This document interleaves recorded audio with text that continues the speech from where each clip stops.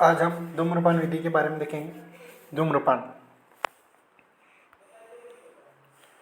आत्मवान मानसिक बल से परिपूर्ण मानव को जत्रुअस्थि यानी क्लेविकल बोन सुप्राक्लेविकल रीजन ऊपरी भाग में होने वाले कफज एवं वातज विकारों रोग की उत्पत्ति न हो, इसलिए यदि उक्त प्रकार के रोग उत्पन्न हो गए हो उन्हें वहाँ से उनका शोधन करने के लिए या उखाड़ कर बाहर निकालने के लिए धूम्रपान करना चाहिए। किसके लिए धूम्रपान करना चाहिए? आत्मवान यानी मानसिक बल से परिपूर्ण मानव को जत्रु अस्थि के ऊपरी भाग में होने वाले कफज एवं वातज विकार, कौन से कफज और वातज विकार रोगों की उत्पत्ति न हो, इसलिए यदि उक्त प्रकार के रोग उत्पन्न हो गए हो तो उन्हें वहाँ से उनका शोधन करने के लिए हम धूम्रपान का उपयोग करते हैं। धूम्रपान के भेद देखते हैं अपन। धूम्रपान के 3 भेद होते हैं। श्लोक देख लेते हैं। स्निग्धो मध्य स तीक्ष्ण वाते स्निग्धो मध्य स तीक्ष्णे वाते वात कफे कफे योज्य धूमपान। 3 भेद होते हैं। दोष भेद से इनका प्रयोग। स्निग्ध धूमपान, मध्य धूमपान, तीक्ष्ण धूमपान। स्निग्ध धूमपान को मृदु धूमपान भी बोलते हैं। मध्य धूमपान और तीक्ष्ण धूमपान। स्निग्ध धूमपान वात विकारों में दिया जाता है और मध्य धूमपान वात और कफवज विकारों में दिया जाता है। केवल कफवज विकार में तीक्ष्ण धूमपान कराना चाहिए। धूमपान 3 प्रकार के होते हैं। स्निग्ध धूमपान, मध्य धूमपान, तीक्ष्ण धूमपान। स्निग्ध धूमपान वात विकार में दिया जाता है, मध्य धूमपान वात कफ में और तीक्ष्ण धूमपान कफज विकार में दिया जाता है। ठीक है। अब धूमपान के योग्य अयोग्य देखेंगे। धूमपान के योग्य क्या होगा और अयोग्य क्या। योग्य यानी किसको धूमपान कराना चाहिए, किसको धूमपान नहीं कराना चाहिए। धूमपान किसको कराना चाहिए? ऊर्ध्व जत्रु के ऊपर कफज और विकारों को उत्पन्न न होने के लिए, ऊर्ध्व जत्रु यानी क्लेविकल रीजन से ऊपर के लिए कफज विकारों उत्पन्न न हो, इसलिए धूमपान कराना चाहिए। और ऊर्ध्व जत्रु के ऊपर कफज और विकारों का प्रशमन के लिए, उन विकार उत्पन्न हो गए हो तो उनका शमन करने के लिए अपने को धूम्रपान कराना चाहिए। तो योग्य 2 है।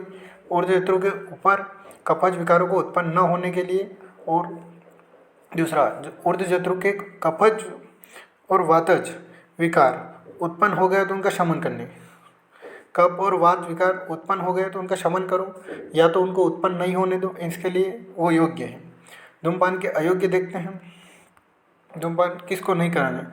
रक्तपित्त विकार वाले व्यक्ति को, विरिक्त, उदर रोग, मधुमेह, प्रमेह, तिमिर रोग वाले, ऊर्ध्ववात वाले को, आद्यमान और रोहिणी से पीड़ित व्यक्ति को धूमपान नहीं कराना चाहिए। बस्ती दिए हुए व्यक्ति को नहीं कराना चाहिए। मध्य दधि, शीर, मधु, कसने इनका ग्रहण करने वाले व्यक्ति को नहीं किया हुआ व्यक्ति को नहीं करना चाहिए। विष का जो अभी व्यक्ति भक्षण किया गया हो उसको नहीं करना चाहिए। शीरो अभिघात यानी सिर के रीजन में अभिघात हो चुका हो, जिसको चोट लगी हो, उसको नहीं करना चाहिए। पांडु रोग में नहीं करना चाहिए। रात्रि जागरण वाले व्यक्ति को नहीं करना चाहिए। तो ये धूमपान के अयोग्य है। धूमपान से हानि या दोष।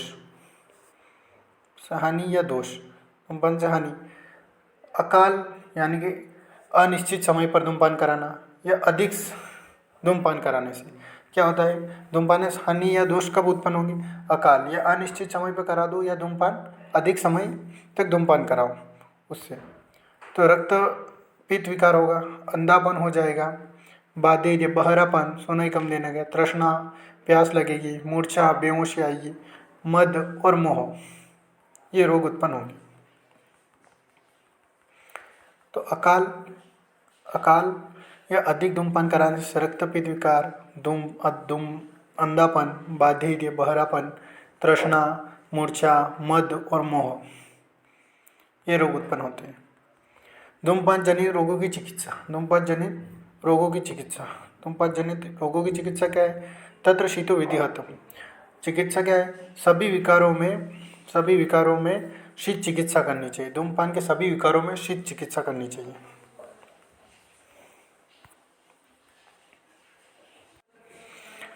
धूमपान का सेवन काल देखते हैं। मृदु धूमपान या स्निग्ध धूमपान। श्रुत यानी छींक होने के बाद, जंबा होने के बाद, मल त्याग करने के बाद, मूत्र त्याग करने के बाद, स्त्री सहवास के बाद, शस्त्र कर्म के बाद, हंसने के बाद, दंत काष्ठ करने के अंत में मृदु या स्निग्ध धूमपान करें। मृदु या स्निग्ध धूमपान कब करना चाहिए? श्रुतु, जंभा, मल त्याग होने के बाद, मूत्र त्याग करने के बाद, स्त्री सहवास और शस्त्र कर्म, हास्य हंसने के बाद, दंत काष्ठ करने के बाद, अंत में मृदु या स्निग्ध धूमपान करना चाहिए।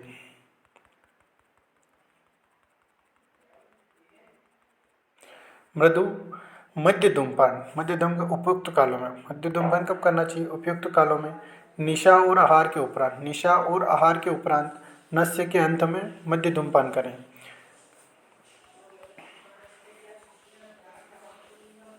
कब करना चाहिए मध्य धूमपान? उपयुक्त कालों में निशा, उपयुक्त यानी ऊपर दिए गए उसके अनुसार, या निशा काल और आहार के उपरांत, आहार करने के बाद नस्य के अंत में मध्य धूमपान करें। तीक्ष्ण धूमपान कब करना चाहिए? तीक्ष्ण धूमपान निद्रा, नस्य, अंजन, स्नान, छर्दी आने के पश्चात, यानी कि वमन, छर्दी यानी वमन, और विरेचन धूमपान का प्रयोग करें। तो तीक्ष्ण धूमपान कब करना चाहिए अपने को?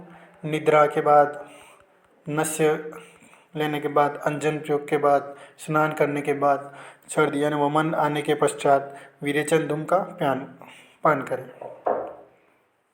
3 प्रकार से होते हैं, मृदु धूमपान, मध्य धूमपान और तीक्ष्ण धूमपान। अब धूम नेत्र की लंबाई देखते हैं इनके अनुसार। धूम नेत्र की लंबाई कितनी होती है? तीक्ष्ण धूम की लंबाई कितनी होगी? 3 अष्टक, यानी 1 अष्टक बराबर होता है 8, 3 अष्टक यानी 24, 8 तिया 24।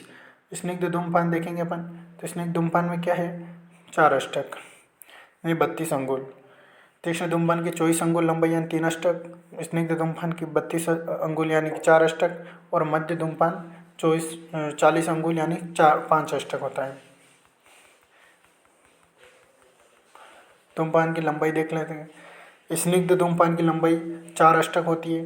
तीक्ष्ण धूमपान की लंबाई सबसे कम यानी 24 अंगुल होती है, 3 अष्टक होती है, और मध्यम धूमपान की लंबाई 40 अंगुल यानी सबसे ज़्यादा होती है। तो तीक्ष्ण की कम, स्निग्ध की फिर उससे ज़्यादा, फिर मध्यम की सबसे ज़्यादा। तो TSM ऐसे याद कर सकते हो। तीक्ष्ण की 24 अंगुल होती है, 3 अष्टक होती है, टी से 3 अष्टक होती है, टी से 3 अष्टक याद, तीक्ष्ण से 3 अष्टक याद रख सकते हो। 3 अष्टक यानी 24 अंगुल होती है। एस से 32 अंगुल होती है, और मध्यम 40 अंगुल यानी 5 अष्टक होती है। 3 4 5, 5 होता 5 40, 3 से 3 अष्टक याद रख सकते हो।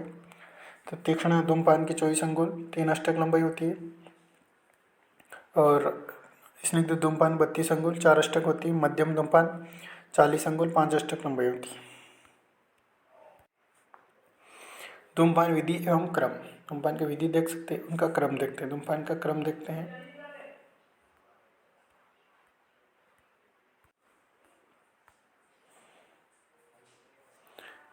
धूमपान का क्रम देखते हैं।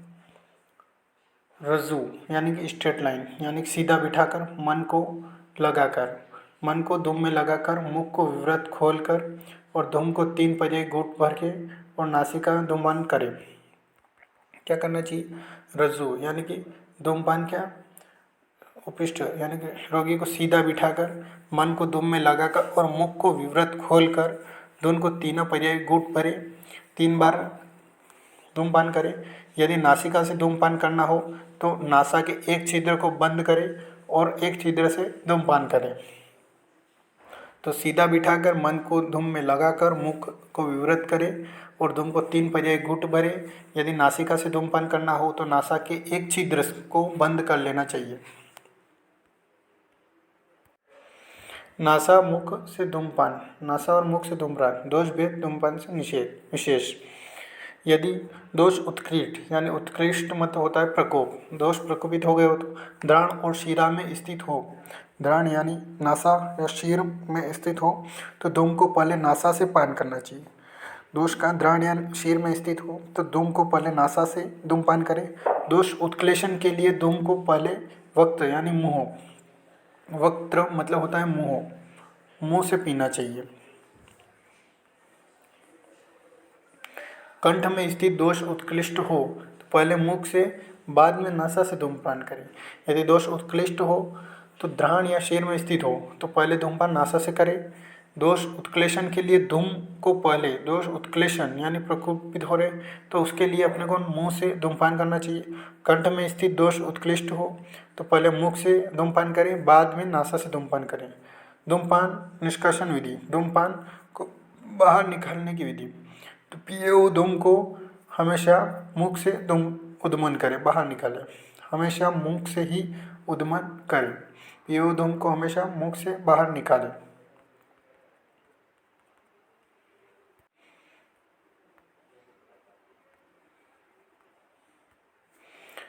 नासा द्वारा निष्कासन से हानि। नासा द्वारा निष्कासन से हानि क्या है, ये देख सकते हो। पिए हुए धूम से नासा मार्ग से बाहर निकालने पर द्रक यानी दृष्टि जनित विकार उत्पन्न होते हैं। दृष्टि पर विघात होता है, विजन और लॉस हो सकता है।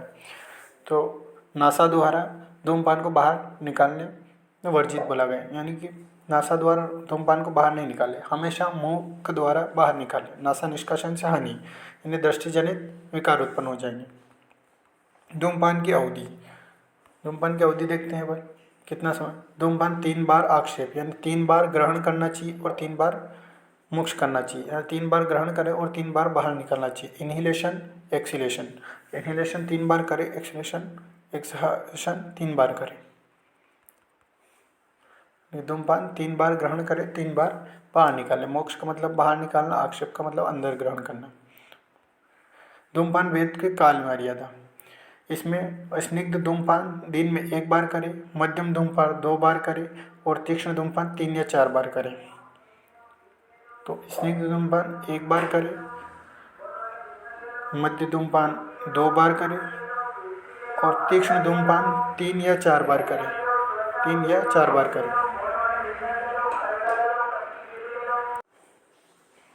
कांस्य जनित धूमपान विधि, शराब संपुट में औषध रखकर इसके शरीर में छिद्र में इनके छिद्र में 8 या 10 अंगुल लंबी नाड़ी लगाकर कासवान वक्त यानी मुंह द्वारा धूमपान का पान करें। शराब संपुट में औषध रखकर इनके छिद्र में 8 या 10 अंगुल लंबी नाड़ी लगाकर कासवान जनित व्यक्ति को मुंह द्वारा धूमपान करें।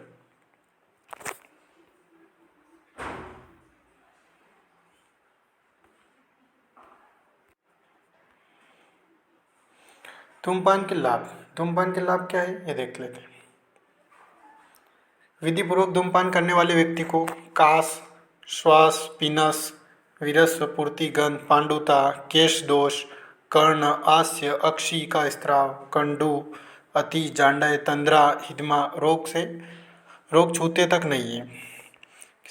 धूमपान के लाभ क्या है? काश, श्वास, पिंसो, विसरस्व, पूर्ति, गंध, पांडुता, केश दोष, कर्णास्य, अक्षी स्त्राव, कंडू, विधि, जांडय, तंद्रा, हिदमा, धूमप शांति, स्पर्श भी नहीं करते। ये विधि पर धूम्रपान करने वाले व्यक्ति को काश, श्वास, पीनस, विसरत्व, पूर्ति, गंध, पांडुता, केश दोष, कर्ण, आस्य, अक्षी का स्त्राव, आंखों से स्त्राव, कंडू, अर्ति, जांडय, तंद्रा और हिदमा रोग छूते तक नहीं है।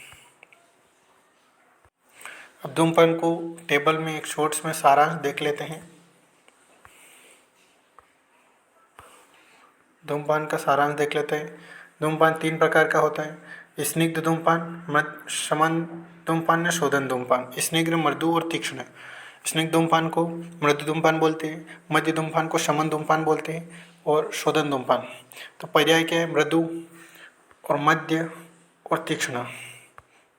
पर्याय भी है मध्य और तीक्ष्ण, मृदु, मध्य, तीक्ष्ण, ये इनके पर्याय है। तो स्निग्ध धूमपान, शमन धूमपान, शोधन धूमपान। और स्निग्ध धूमपान कौन सा दोष होता है तब देते हैं? वात जनित विकार में देते हैं। और वात कप में शमन धूमपान देते हैं और कप में शोधन धूमपान यानी तीक्ष्ण धूमपान कराते हैं। काल क्या है इसका? 8 है, 11 और 5।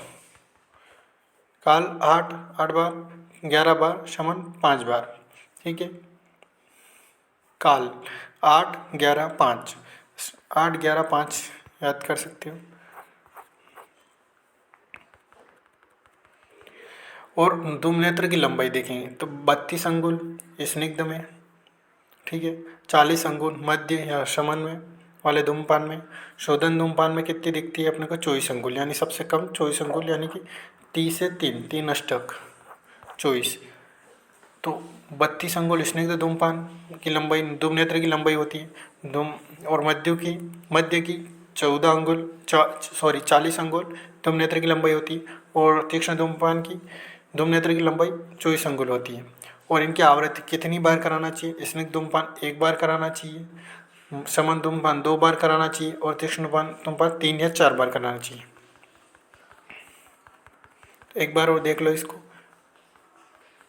धूमपान प्रकार 3 प्रकार का होता है: स्निग्ध धूमपान, शमन धूमपान, शोधन धूमपान। पर्याय क्या है? मृदु स्निग्ध धूमपान को मृदु धूमपान बोलते हैं, शमन को मध्य बोलते हैं, और शोधन को तीक्ष्ण बोलते हैं। स्निग्ध धूमपान वात विकार में दिया जाता है, शमन धूमपान वात कफ विकार में दिया जाता है, और शोधन कफ विकार में दिया जाता है। काल क्या होता है? स्निग्ध धूमपान का 8 होता है, शमन धूमपान का 11 होता है, और शोधन का 5 होता है।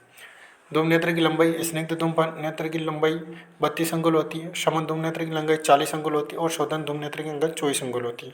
इसको ही 4 अष्टक, 5 अष्टक और 8 अष्टक बोलते हैं। एक अष्टक बराबर 8 होता है। और धूम नेत्र की आवृत्ति कितनी बार देना है? स्निग्ध धूमपान 1 बार देते हैं, स्निग्ध 1 बार देते हैं, शमन 2 बार देते हैं या मृदु 2 बार देते हैं, और मध्य और शोधन धूमपान 3 बार या 4 बार दे सकते हैं आवृत्ति।